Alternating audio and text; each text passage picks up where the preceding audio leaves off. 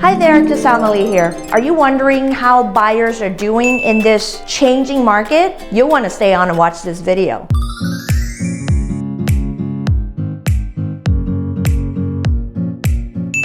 Don't miss another great educational content about the real estate market. It's moving fast. You want to hit subscribe and the bell notification so you don't miss the next one. So here's the deal. We are still low in inventory, and anytime a listing comes on the market, it's snatched, right? It's off the market very quickly.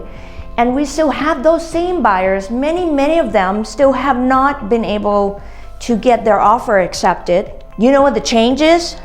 We have increasing interest rate. It's already gone up by 1% since the beginning of the year. Thank you very much. And then we have the Feds having their meeting mid-March, which is literally next week, talking about increasing the rate again. So now there's a whole lot of anxiety. Oh my gosh, right? So the people who wanted to buy still want to buy. And you know what, let's face it, folks. Yes, rate has been going up. We're talking 4% to 4.25%. I've seen as high as 4.5%, right? Depending on the loan profile and the lender. So this is where you got to talk to your lender, okay? I'm not a lender, but I've seen the range of interest rates. But think about this. 2 years ago, interest rate was higher than where we are right now. So even though we have this anxiety of buyers trying to get into escrow and lock in the rate before it goes up, because if you understand that interest rate, you know, the rising interest rate reduces the buyer's purchasing power, they can't get as much house when rate is going up. And I'm going to put up a chart here so that you can kind of see the scenario of what it looks like when the interest rate goes up. But the important thing is we still have a very appealing interest rate. You may wonder about the price of real estate, right? Well, the market's still going up. People are waiting for this bubble to burst. There is no bubble to burst, by the way. We don't have negative AM loans like in 2005, 2006, or in 2008, 2009, where people were getting interest-only loans. We don't have any of that, okay? We don't have the same issues or factors that cause people to lose their homes.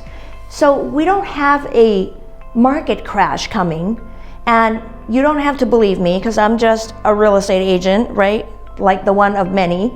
But you should Google and look at what the economists, the experts are saying.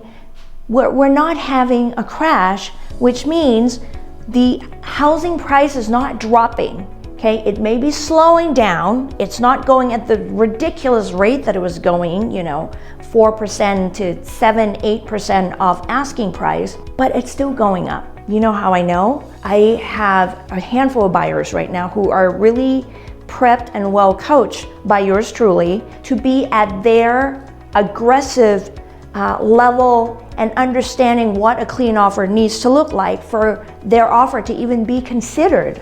Okay, it's still very competitive, and we're still looking at multiple offers left and right. I've got 2 properties that one went into the market like literally before it even got to go live on the multiple listing service, because we had a really aggressive buyer that wanted to, lock it in with very aggressive terms. And I have another listing that offers are coming due, and we're anticipating multiple offers. So I mean, has anything changed when it comes to aggressiveness of the buyers, of the activity of multiple offers?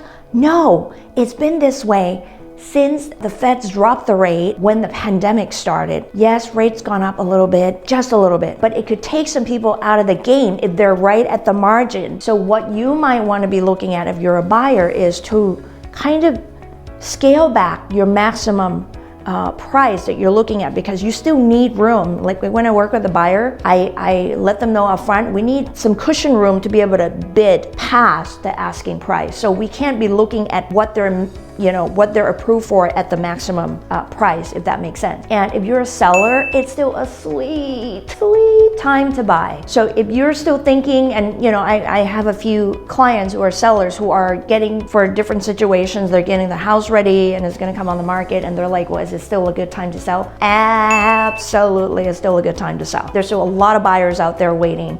You just wanna be pricing your home reasonably, and hopefully, you know, and that's just a pricing strategy that's been proven and has been working well for my clients and has served my clients well, where you want to be pricing well and allow the multiple offers to come in and raise the price up instead of coming on the market ambitiously overpriced, and you wonder why nobody's coming to look at your house. Because there's some properties out there too that are not getting a lot of traffic because buyers are smart. They get online and they shop and they look at comparisons. Be thinking about that if you're a seller, right? I mean, at the end of the day, you want your house to sell at a great, healthy price, but before you can do that, you need to attract traffic into the house. People have to come through the house and see it and want it, and then submit an offer.